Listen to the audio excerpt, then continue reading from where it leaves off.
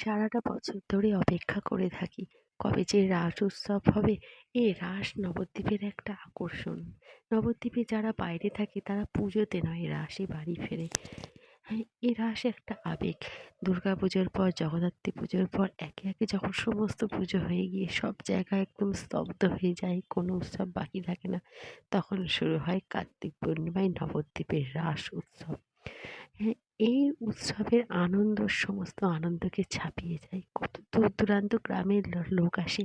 প্রত্যেকটা মানুষের বাড়িতে অতিথিতে ভরে যায়।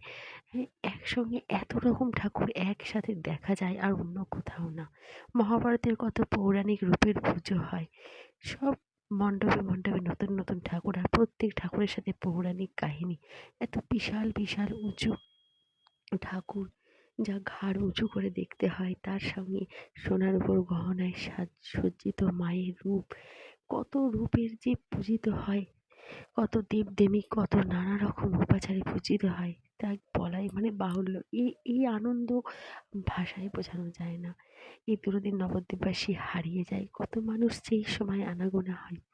যারা একবার আসে তারা দ্বিতীয়বার আসে না এমন দেখা যায় না। সারাটা বছর ধরে অপেক্ষা করে থাকি। ক্যালেন্ডারে দেখি কবে রাস আবার আসবে। রাসের পরের দিন থাকি শোভাযাত্রা, আরোহণ। সব জায়গায় ঠাকুর নিয়ে বাজনা সহকারে যাওয়া। একবার এসে দেখে যাবেন।